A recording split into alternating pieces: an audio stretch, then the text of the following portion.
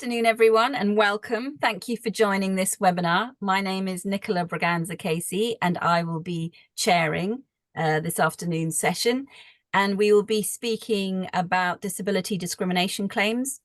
At the outset, some notes to mention: this event is being live streamed and recorded. The recording will be uploaded to our YouTube channel with the link and slides sent to all attendees.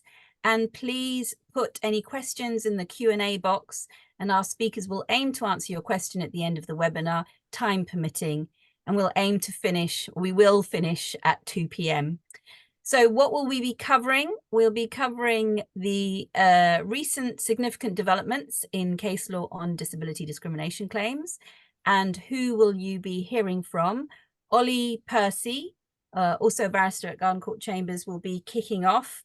And Ollie is a public law and human rights barrister.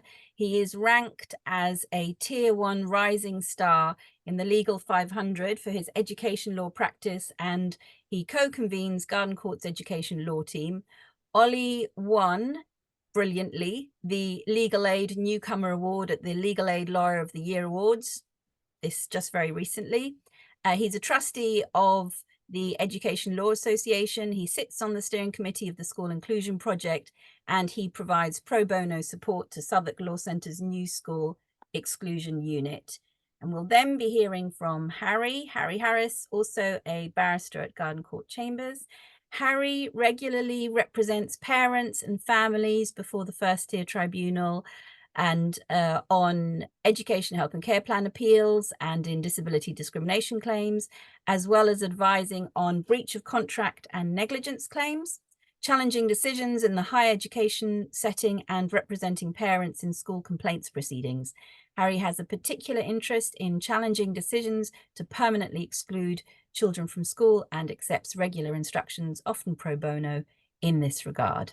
And before I hand over, a quick reminder, if you don't know about this already, we have an upcoming webinar on the 26th of July, another lunchtime webinar on the Equality Act and housing law discrimination and the public sector equality duty. So those are my notes to let you know about. I'm now going to hand over to Ollie. Thank you, Ollie. Great. Thank you very much, everybody. And thank you for giving up your lunchtime to listen to us speak about the Equality Act and disability discrimination claims against schools and academies.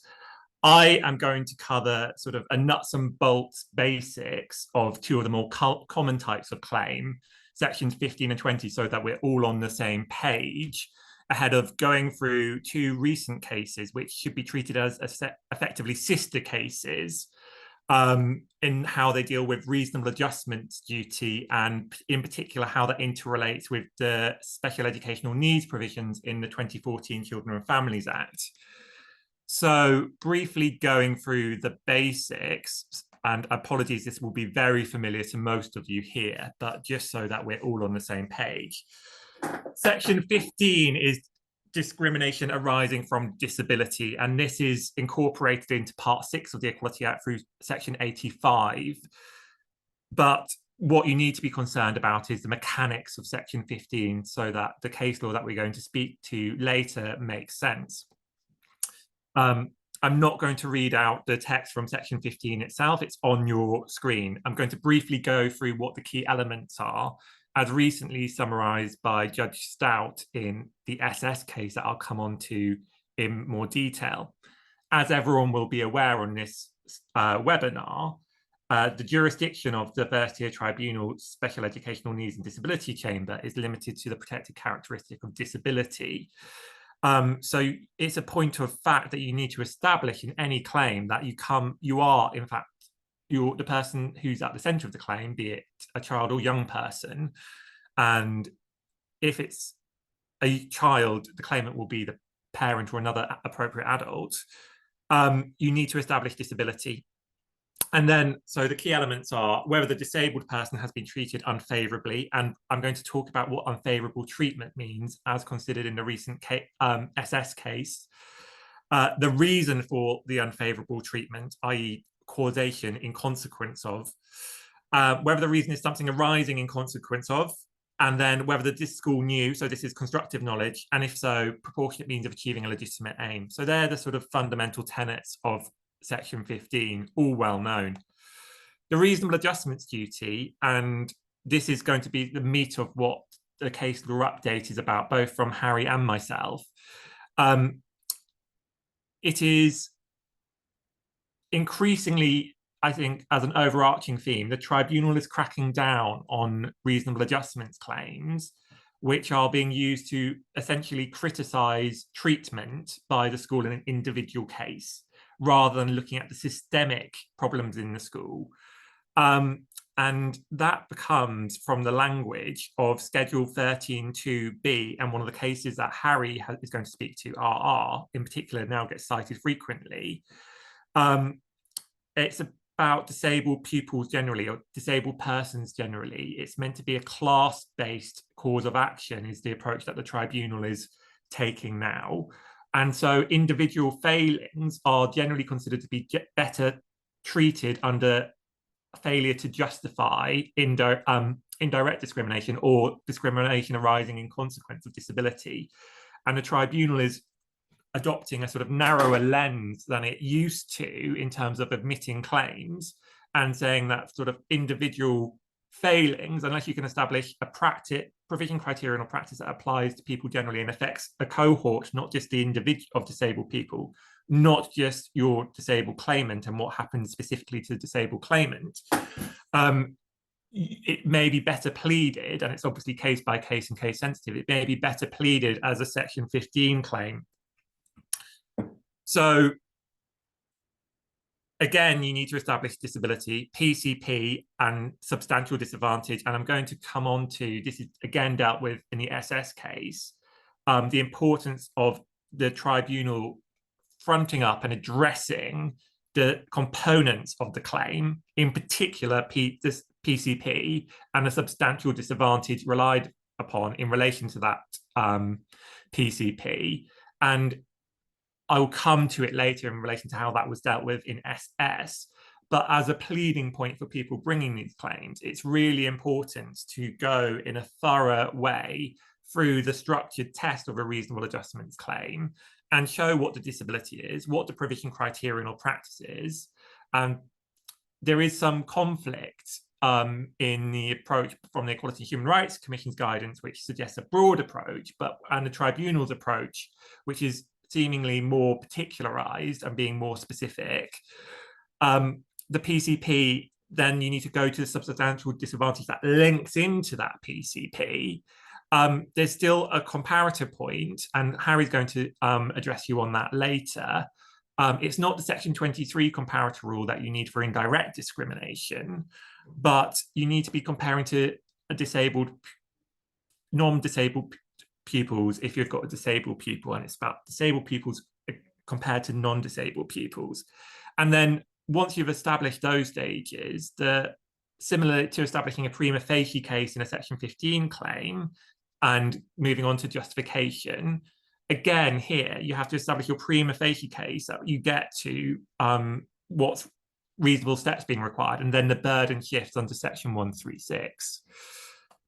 So, having done that whistle-stop tour of the nuts and bolts of Section 15 and Section 20 claims, other claims are available, just to be clear, including victimization and harassment, but they do tend to come up less often than Section 15 and Section 20. Similarly, Section 19 claims can be brought. Often, Section 19 claim is better framed as a Section 15 claim because you don't have the same comparator requirement that you need for Section 19 that can cause some difficulties. So in relation to SS, SS, as I mentioned earlier, is the first of what I think are effectively sister judgments or two-part judgments, even though they arose on different facts. They had the same judge, Judge Stout, who elucidated and drew together principles to apply when looking at reasonable adjustments claims where there's an issue in relation to an education healthcare plan or provision or special educational provision more generally.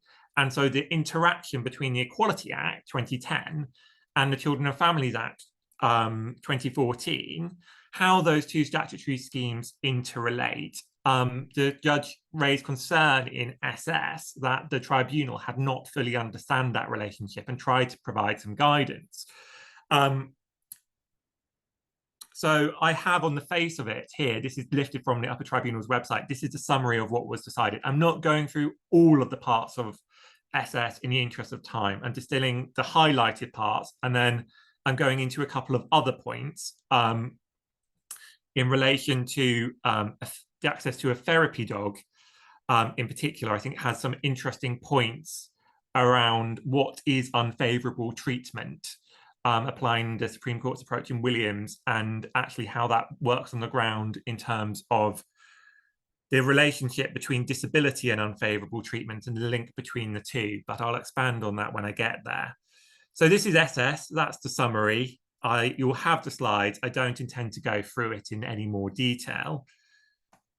KTS, similarly, as you can see, the highlighted part, the Upper Tribunal gave guidance on the general application of the reasonable adjustments duty. And that's the really interesting thing that comes out of this judgment. And very helpfully, Judge Stout, who was the judge on both cases, KTS came later, has seen these as principles that should be applied as guidance going forward. And even the sort of lettering, it goes from A to L in SS, and it's picked up in KTS with M to O. So it's very clearly intended to be read together as guidance for people who are approaching these claims. I'm going to canter through them and provide comment where comment is potentially required, but we'll move on when it's a statement of law or principle that is obvious on the face of it. So A, the Equality Act 2010 contains no exception from the responsible body's duty to make reasonable adjustments for a pupil with an education healthcare plan. Well, yes, that is trite law, but it is worth remembering as a foundational principle. B, nor is there any exception in the Equality Act for independent schools like the one in question, whatever their size and whatever the nature of the curriculum they normally follow. It's not the Equality Act applies to private schools, or it's not the source of funding. It's not a public law duty, the Equality Act. And there are different rules in relation to Children and Families Act, but Equality Act, reasonable adjustments duty in principle applies the same. Now, C is referring back to a judgment that Harry deals with in more detail, so I'm going to jump through this very quickly, but it essentially says hypothetical comparator in a special school is fine. So even if you don't have any non-disabled pupils, you can have a hypothetical non-disabled pupil and how they'll be disadvantaged. D, and if a child's parents have decided to place the child in an independent school other than the school named on the child's education healthcare plan, and the local authority is treating its provision duty under section 42 of the Children and Families Act, and so that's the duty, the absolute duty to maintain, to secure provision in education healthcare plan, as discharged by making the school named in section I available to child. It does not follow that the independent school is not under an obligation by way of a duty to make reasonable adjustments to make any of the provisions for that child that is specified in the EHCP. This is important. The duty to make reasonable adjustments applies in slightly varying forms in many spheres of life, including employment and service provision as well as education. The duty would be largely emasculated if it were an answer to a claim of failure to make reasonable adjustments for a respondent to say, I am not going to make any reasonable adjustments because there are other employers, service providers, schools who will make those adjustments, and a disabled person can go and work for them or use their service and attend their school instead. So this is should be trite law, but I have certainly seen this argued that it's actually, nope, you've got an EHCP for this private school or independent school. That's so duty to make adjustments for a disabled child, that's all on the local authority. Go and deal with them by way of judicial review if you want to, if it's not being done effectively, or an appeal to the FTT in relation to the EHCP. That this makes very clear that is not the correct approach. And I think it's a really important principle to have to hand.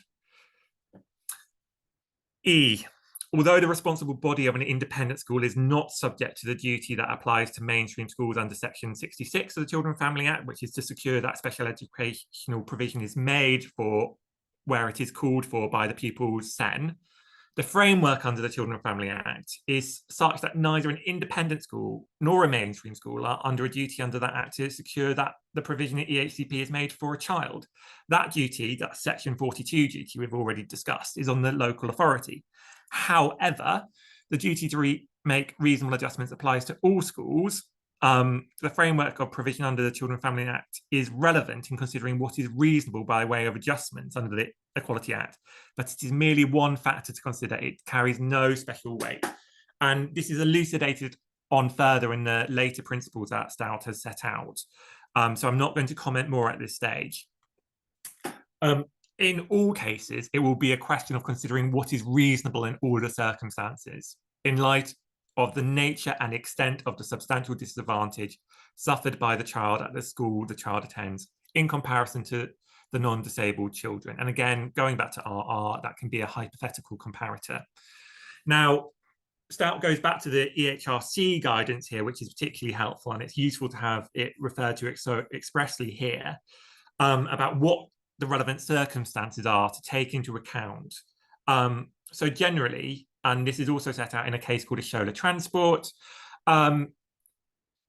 it's generally include the cost of the adjustments, how effective they will be, the independent school's resources, and Stout goes on in later principles to talk about this, the reasons why the child is at the school, and the nature and availability of support from a local authority for an EHCP. So as the previous principle said, it's in the mix, but it's not necessarily a determinative factor.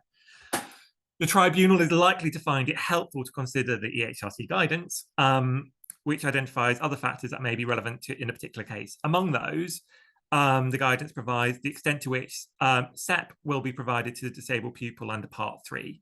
But it notes, it is more likely to be reasonable for a school with substantial financial resources to make an adjustment with a significant cost than for a school with fewer resources.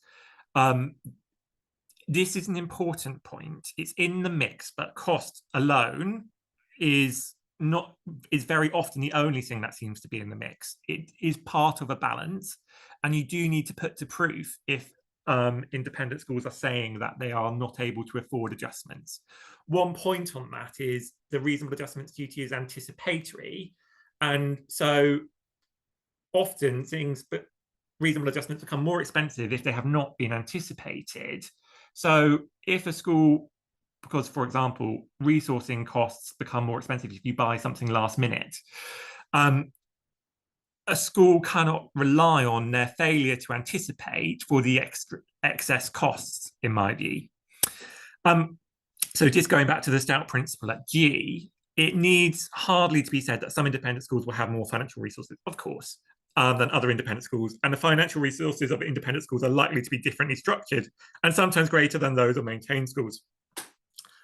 I think the key point, if you're litigating this, though, as I've just said, is to put them to proof about what they actually have. And you can do some digging in terms of their accounts, etc., try and work it out, what they provided previously, get an explanation of when they've tried to source, when they've anticipated, when, for example, but it's going to be a fact-sensitive, case-sensitive question about the exact weight that cost can be given in a particular circumstance. In some cases, the tribunal may conclude that it is reasonable for an independent school to make no or only limited adjustments because they are not affordable or not likely to be sufficiently effective, or because the substantial disadvantage could potentially be avoided by securing local authority funded provision through an EHCP or by the child moving to the school named in the EHCP. In other cases, it may be reasonable for the independent school to make the adjustment sought, even if the child's parents have the option of taking up the local authority funded provision available to the child for the ACP. I think that's pretty self-explanatory. And the crux of it, as we've already alluded to in relation to a sort of fact-sensitive approach, is the focus is on reality.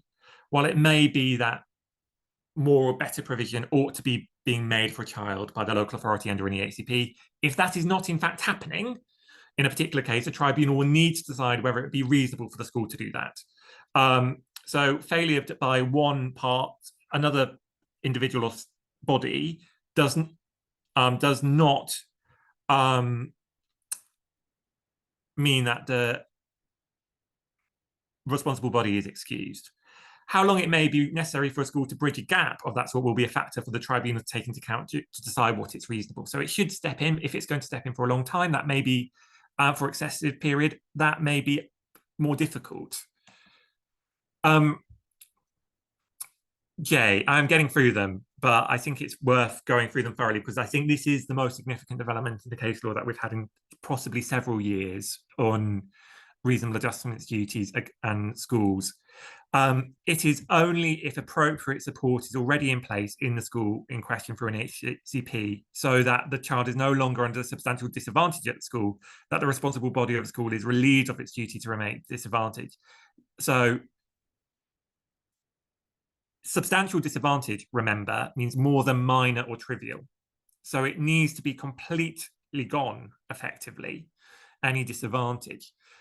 This point is also made in the EHRC's guidance, although this is this is a passage in the guidance that is easily to misread as suggesting incorrectly that once an EHCP is in place, the duty to make reasonable adjustments falls away. That's not correct, because if an EHCP isn't getting rid of substantial disadvantage, which we've said is a low barrier, there is still, the duty is coextensive and still requires input by the steps to be taken by the school. K, if the child is under a substantial disadvantage in comparison to non-disabled pupils, the duty to make reasonable adjustment applies, and the RB must fund all the reasonable adjustments. It cannot require, this is trite, you cannot get the parents to pay for it. And we've gone through costs already. I don't want to spend too much time on this. This is a fairly technical distinction between indirect discrimination and reasonable adjustments. I don't think it's the key principle that comes out of this, and I'm not going to read it out. Where a child with an EHCP is attending the school named in that EHCP, and that school is a maintained mainstream school, the school will be under statutory duty, which is enforceable by JR, to use its best endeavours. That's not enforceable against a private school. But that's different from the duty to secure. It's not really technically a duty to implement, it's a duty to secure provision under section 42. Yeah, the duty to, I mean, the point is fairly laboured, but it's an important one. The duty to make reasonable adjustments is a duty that applies in the same way and to the same standard, regardless of the nature of school placement. Private, state, you have to do it, although there are other mechanisms for enforcement in state school through judicial review. N, I think the key point here, and it's where it gets a little less claimant friendly, is what I've put in bold. So that is not to say, though, that there will not be scope for argument in a particular case that, for example, the provision of the EHCP is out of date or unreasonable in some other respect. So broadly, an EHCP is a good guide about what reasonable is. However, there will be circumstances when it's not. For example, the EHCP is, I don't know, 4 years old. It hasn't been amended post-annual review because of light touch, inadequate input by local authority. You can argue that the EHCP does not reflect what reasonable adjustments are, or that the EHCP goes beyond what is reasonable, etc. They're not coextensive, what's in the EHCP and what reasonable adjustments are, and that's crucial to remember, but they are a good steer. O, it does not follow that the claim for a failure to make reasonable adjustments under the Equality Act will necessarily be an appropriate way of enforcing failure to make provision in an EHCP, and that's the point that there are other remedies, principally against the local authority, for example, which, by judicial review. And remember, section 42 is an absolute breach. So that's all of the principles, the stout principles, over 2 judgments. I think they're really important to have to hand when you're pleading, especially if you have a child with an education healthcare plan, because there is a lot of confusion about the responsibilities and the division of duty between the parties. I'm conscious of the time, so I'm going to go briefly through two further points from SS that I think are particularly interesting. And this concerns unfavourable treatment. And you'll remember, so you've got to establish disability, fine. You've got to establish unfavourable treatment. So unfavourable treatment, in my caseload, is often an exclusion. And that's not in dispute, that is unfavourable treatment. However, there are more finely balanced cases about what constitutes unfavourable treatment, even though unfavourable treatment is a low barrier to get across. And this is perhaps one such example. And the upper tribunal doesn't say for certain whether this would even be unfavourable treatment in this case, like being refused access to a therapy dog for an extra session on or around a child's birthday as a sort of treat. The tribunal erred in law in finding that actually there is insufficient evidence to link access to the therapy dog and the child's disability.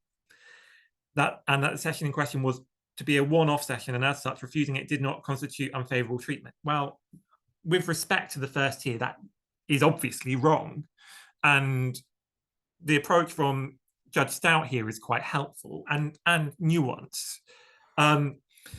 So the ordinary approach to this is it will be a question of fact for a tribunal in each case whether the low threshold for unfavourable treatment is crossed. And provided that tribunal has otherwise directed itself properly in law, it will only be susceptible to appeal if its conclusion is perverse in a particular case. So if the tribunal had weighed this up and considered whether the unfavourable treat was unfavourable treatment, there would have been difficulties for the upper tribunal to interfere.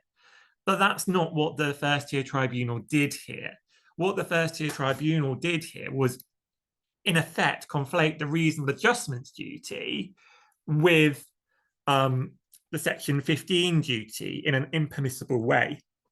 So the unfavourable treatment does not need to be some withdrawal of support for something that's disability related, so i.e. refusal to make an adjustment for disability.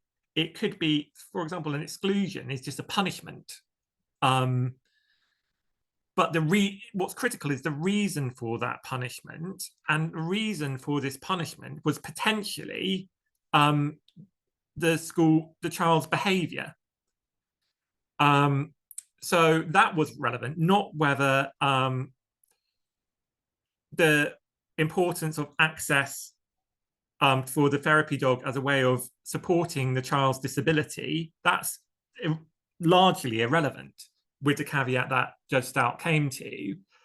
But what is critical is, have you been subject to its sanction in consequence of something arising from disability? So in that case, the focus should have actually been whether the behaviour that he was being punished for was disability related, and the facts suggest it probably was, not whether the actual denial of treat, the sort of substantive treat itself, was something to do with her disability. That was the error of law here. And it generally, not being granted beneficial treatment, but that could have been more beneficial, is not unfavourable treatment. However, as conceptualised by Judge Stout, refusal of a treat is likely to be upsetting for a child. If the school was willing to arrange it as a birthday treat and might have been willing to arrange something similar for another child, but refused in her case, it would be open to the tribunal to conclude that the treatment was unfavourable. So if the tribunal had answered that question, grappled with it, it could have concluded it that way or the other way. Potentially a finely balanced question, applying an authority in Williams around not more beneficial treatment being unfavourable treatment. However, the FTC has not made any findings about the session being a treat or the impact on her of it not going ahead, or considered whether not being permitted a treat amounted to unfavourable treatment. Rather, it has rejected her argument that the refusal to allow her the additional therapy dog as a birthday treat was unfavourable treatment for the sole reason that the session was not required to meet her needs as a disabled person. Plainly wrong.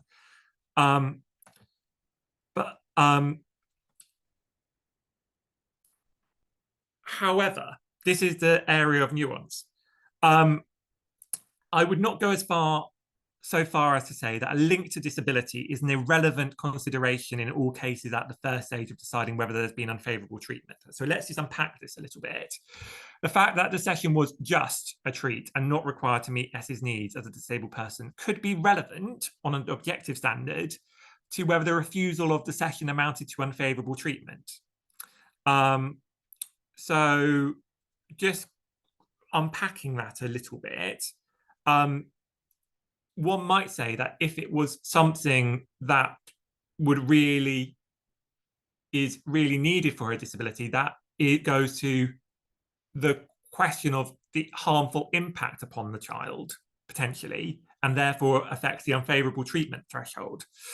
But it was not determinative in the way the tribunal found it, and it was an error of law to do so. So all of this got remitted.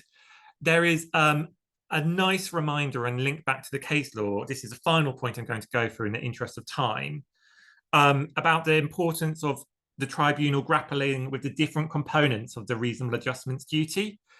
And it cites a case, it cites earlier case law by Mr. Justice Langstaff. It is critical to identify the relevant PCP concerned, so provision criteria on a practice, and the precise nature of the disadvantage which it creates by comparison with its effect on the non-disabled people or pupils. The importance of this is that the disadvantage is properly identified. It is not possible to determine what steps it might eliminate it. So you need to go through the test. You can't just jump to the end. That is with the small caveat that there can be a circumstance where it's not a material error, and that's dealt with at 71 of Judge Stout's decision. It seems to me that the only reasonable adjustments claims where the tribunal's error was not material are those where the facts found by the tribunal were such as to preclude the reasonable adjustments claim succeeding in any event. For example, if you don't even get close on your prima facie case, or where you still have the section 136 burden, that there hasn't been the structured approach, if the sort of basic factual matrix is not there, it perhaps matters less so that there was an error of law. But generally, the starting point is a structured approach is required by the tribunal, so that it can properly consider whether the reasonable adjustments duty has been discharged or not. So that brings me to the end, I hope, and I will pass over to Harry. Thank you so much. Excellent. Thank you, Ollie. Thanks, Harry. Take it away. Thanks. I just also need to share my screen. So I'm going to speak just briefly about 3 different cases, RR, which Ollie has already referred to, and 2 other cases which involve slightly more procedural points, so a bit less law heavy, because Ollie's gone through quite a lot of law there, so we'll try and keep it slightly light towards the end. So the first case I'm going to talk about is RR, which is on screen now. And just, can I check, can you see the slides? Okay, is everyone, is it in PowerPoint view? Okay, thanks. Yeah, we can see that. Thank you. Just checking. I think it does need to be put on the display setting though. Yeah, that's what I thought I was trying to do, but I thought there might be an error here. There we go. Is that better? Oh, well. Thank you. Thanks, Ollie. So, yeah, the facts of this case, RR's son was a pupil going into year 10. He had an EHCP and was attending a specialist provision that supported pupils with moderate learning difficulties and additional complex needs with a wide range of need profiles. So that's quite important for the facts of this case. And part of the claim against the responsible body before the FTT was that there'd been a failure to prepare SR for the transition into year 10. Because the ZHCP contained provision to carefully plan and document a transition programme. And this was a part of lots of different elements of the claim, most of which were dismissed. But the FTT did find that in the summer term, although there had been some planning for the transition to year 10, there weren't any documents containing a transition plan. And also that the school had sent an email on the 7th of July to the parents and carers of all pupils, which didn't mention the individual needs of pupils. And on that basis, the FTT concluded that, as it says here, while the responsible body had carried out some transitional planning in respect of pupils moving from one year to another, There was no evidence about an individual documented plan, and that this placed disabled pupils generally at a substantial disadvantage compared with non-disabled pupils. The lack of plan meant that there was a lack of certainty and clarity as to the support which would be in place during transition, how that would be organised. And the FTT further concluded that in terms of the reasonable adjustments to be put in place to avoid substantial disadvantage, this should have been the use of a planned and documented transition plan. And it was concluded that the failure to do so meant that the responsible body was in breach of Section 23. So this was appealed by the responsible body to the upper tribunal on the basis that the FTT had misapplied the requirement in the modified Section 23 test for substantial disadvantage to have been experienced by disabled pupils generally, that the FTT didn't identify the comparator group, and that it was inadequate in its reasoning. So this is going slightly into some of the issues that Ollie has already discussed. But the important thing about this case is that the thrust of the responsible body's submissions were that the FTT and the upper tribunal were constrained to accept that the PCP must be capable of being applied to a comparator in the same institution. And due to the school, which Mr. R's son was attending at this time, that would be a pupil attending specialist provision. And Mr. R, who represented himself, was saying that the comparator group should be those who are not disabled in the same way. So the issue before the upper tribunal on this point was about who is the comparator, specifically for pupils, especially when they're attending schools where almost all, if not all of the people will have some kind of special educational need. Ollie's gone through this already, so I don't intend to go through it in any great detail, but just to highlight the impact of the modified Section 23, because it is important for this case. Obviously, as you can see on your screen, the version of Section 23 sets out placing a disabled person at a substantial disadvantage in comparison with persons who are not disabled. And then once this is modified, it becomes, I'm going to skip over this quite quickly, where a provision, criterion, or practice applied by or on behalf of the responsible body puts disabled pupils at a substantial disadvantage in relation to, in comparison with persons who are not disabled. So this is because the provision of a transition plan, it was agreed, fell within the provision of education in Section 24B of Schedule 13. There's a helpful summary of the legislative purpose at paragraphs 24 to 25.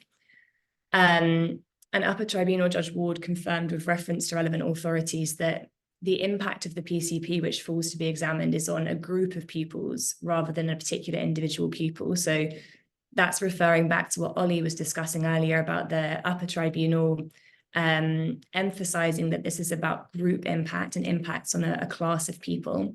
But that it's not on all disabled pupils.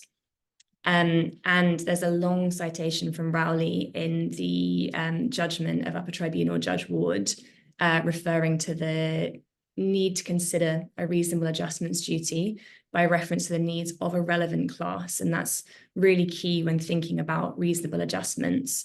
And I've just taken some of the parts of the citation from Rowley, which is replacing a disabled person with disabled people generally, and this is not referring specifically to pupils. Parliament was ensuring that the test is not individualised but class-based. And then there are some examples of different types of class-based groups or different types of comparator groups, which I would recommend having a read through. It's very helpful. Upper Tribunal Judge Ward at 32 to 34 dismissed the submission of Mr. R that the comparator was people not disabled in the same way on the basis that it doesn't align with the legislative intent and that it just doesn't align with, And the responsible body's argument relied upon Ishola, this paragraph 36, described by Upper Tribunal Judge Ward as the high point of their argument, which is to test whether the PCP is discriminatory or not, it must be capable of being applied to others because the comparison of disadvantage caused by it has to be made by reference to a comparator to whom the alleged PCP would also apply. So this was the overall thrust of the responsible body's argument, that it has to be made by reference to someone to whom the alleged PCP would also apply, therefore within the same school. However, Ishola, the cited paragraph, also it's confirmed that the comparator can be a hypothetical comparator to whom the alleged PCP could or would apply. And after Tribunal Judge Ward did clarify that Ishola doesn't really consider what the limits are, if any, on who may constitute that comparator. And at paragraph 37, confirm the proper comparator is context specific. So I think if anything to come out of this judgment as well, it's the absolute need for specificity when considering a comparator and considering the context of your case, who the comparator will be. So I think this is quite helpful because it summarizes really the entire perspective of the responsible body in this appeal. So Mr. Cullen, for the responsible body, the interpretation that he was inviting Upper Tribunal Judge Ward to adopt is that the comparator must be someone to whom the same responsible body could also apply the PCP. So the consequence of this would have been that for a large number of special school pupils, they would be denied the possibility of bringing reasonable adjustment claims, but that this wouldn't remove all claims under the Act. So claims for direct discrimination, victimization, harassment would still be open to them. So by saying that there isn't a comparator within the same school, due to the fact that there may not be a suitable group to compare to within the school, this would be removing reasonable adjustments claims from any student within a specialist provision. But Upper Tribunal Judge Ward did not accept that interpretation because it would be an extraordinary interpretation, I agree, and one very inconsistent with the overall purpose of the legislation, which would deny pupils at special school who are disabled the right to bring a reasonable adjustments claim purely because they would be attending a special school rather than a mainstream one. So Upper Tribunal Judge did not agree in this manner with the submissions of the responsible body, and concluded at paragraph 50 that as it's accepted that a comparator may be hypothetical, the nature of a PCP imposed in a school context is that it's likely only to be applicable to those attending school, more generally attending a school. In this case, Upper Tribunal Judge Ward's perspective was that the comparison to be made would have been to a non-disabled child about to move to a new school year with new demands. So that could have been a comparator within a mainstream school. It would not have been a hypothetical comparator, but in this instance, a hypothetical comparator is permissible. The use of person is wider than pupil, and a hypothetical comparator is permitted in these circumstances. But I think you can see from the description here, that a non-disabled child about to move to a new school year with new demands, the specificity of the comparator, hypothetical or not hypothetical, is really important and something to be thinking about from the outset when assessing a claim of this nature. Regarding this case, Upper Tribunal Judge Ward did conclude that the FTD had erred in law by providing inadequate reasons for making the comparison with non-disabled pupils without indicating what that meant. So the FTT was not wrong to allow the comparison to non-disabled pupils, but there was no specificity or no reasoning to set out that decision-making that a hypothetical non-disabled pupil was being considered in this case as the comparator.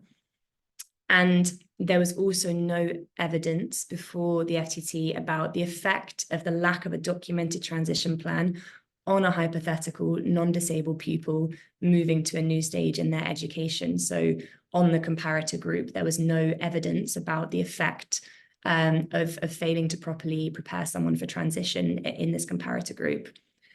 So the decision was set aside insofar as relevant to the issues that we have just discussed and to be addressed back before the FTT. So yeah, this case is another helpful one in consideration alongside the cases that Ollie discussed earlier when thinking about the step-by-step process of preparing and arguing a reasonable adjustments claim. Then I'm going to talk just briefly, because I want to have a bit of time for questions. I'm going to rattle through two cases, both of which are very procedural. This case, LW, involved a Rule 8 strikeout of a claimant when notification takes place. The claimant did not file an attendance form, said she didn't receive the order, wasn't represented at the time. The order said, if you don't reply or if you don't file the attendance form within 28 days, your claim will automatically be struck out. Once she found representation, that period had expired. The attendance form was then provided. And at that point, the claimant's representative was notified that the claim had been previously, some weeks before, automatically struck out. The claimant's representative made a request for change, requesting reinstatement. First-tier tribunal Judge McCarthy found that the 28 days ran from when the claim was first struck out, so when the automatic strikeout occurred 28 days after the order was not complied with, and that because there hadn't been a request for change made in that time, there was no reason to extend time or reinstate the claim.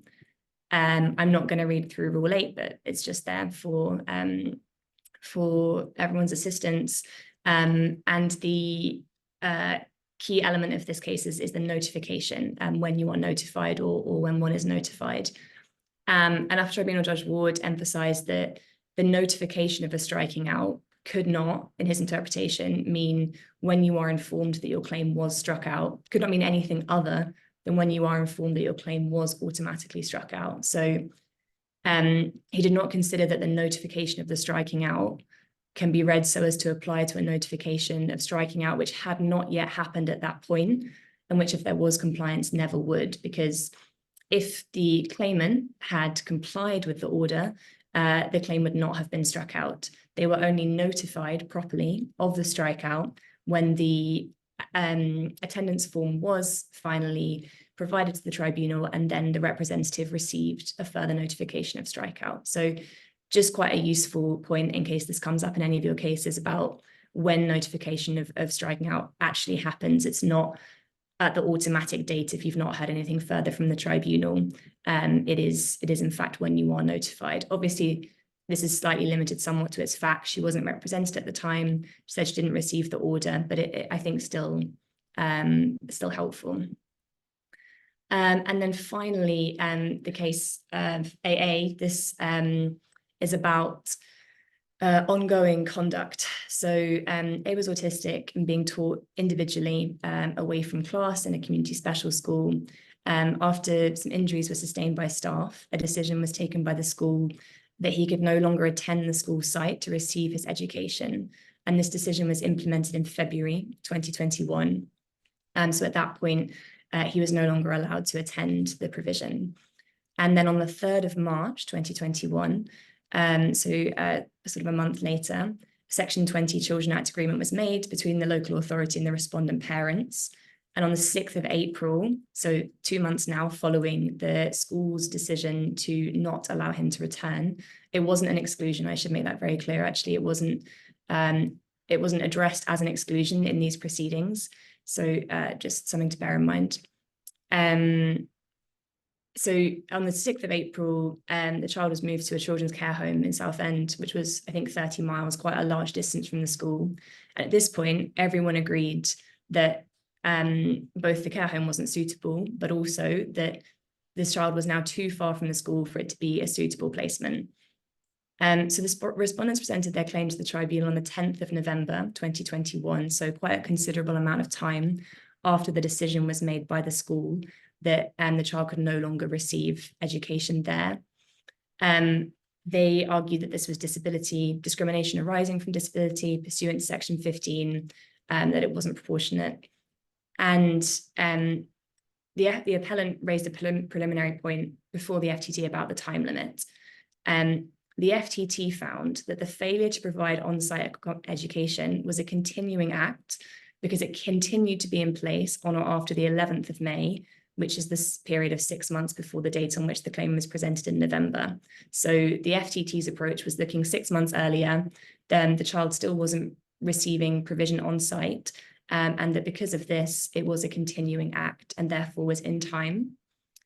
This was appealed to the upper tribunal on two slightly different grounds, which aren't really important to go into right now, but I have set them out here as well. But essentially dividing the time between the first instance when the child was not allowed to remain at school, attending school on the premises, and then breaking that time up into the Section 20 and then the move of the child to the care home. And there's a useful overview of the authorities on time limits and conduct extending over a period at paragraphs 31 to 44. But primarily this is about what's a one-off act with continuing consequences and what is conduct extending over a period. Upper Tribunal Judge Freer found that on the first period of time, so from, I think it was the 3rd of February or whenever the index event happened, up until the 6th of April 2021, which was the move into the care home, there was not an error of law for the FTT to conclude that this was conduct extending over a period. And there's some really quite useful summaries of the authorities in relation to conduct over a period, and often with reference to the employment jurisdiction. So I'd recommend reading through that. It's helpful, although with the slight caveat, paragraph 61, that this is incredibly context specific and is a very fine line in any of these circumstances. And then Upper Tribunal Judge Freer found that from the time that A was placed into the children's care home 30 miles from the school, the FTT should have been aware that all the parties knew the school couldn't be a part of his EHCP, even though it was still named at Section I. So at that point, there was no more conduct extending over a period. The respondents had entered into the Section 20 agreement with the local authority. The decision had been taken that the school was no longer an appropriate placement. And so after that point, the responsible body's conduct did not extend any further. So the time limit for potential liability started to run from that date. And I'll just go back. This was remitted back to the FTT to decide whether or not in those circumstances where it was out of time, it could still be allowed. And there's also quite a good summary, I think, in the last 2 paragraphs where Upper Tribunal Judge Freer does give their opinion about the relevant factors to be considered when making decisions about claims which are brought out of time. Speaking of time, we have about 7 minutes left, so I'm going to hand back to Nicola. Apologies for the speed of that, but hopefully something helpful there. That was really excellent. Many thanks to both of you. We've had a few questions in the chat that we've individual points that we've dealt with. I'm wondering, is there anything else that anyone wants to ask? In that case, and everything was set out very, very clearly, so I'm not that surprised that there are no questions at all. We'll be sending out our slides. Thank you very much for joining us this afternoon. And with that, hang on, let me just see if there's something else that's come in. Have a look. Oh, no, thanks. Right. Thank you all. Let me just check if there's anything else that I need to tell you about before I finish. So the last thing to mention, other than that, we'll be sending you a recording, the link to the recording and the slides, is that if you're watching online, a feedback form will pop up when the Zoom ends.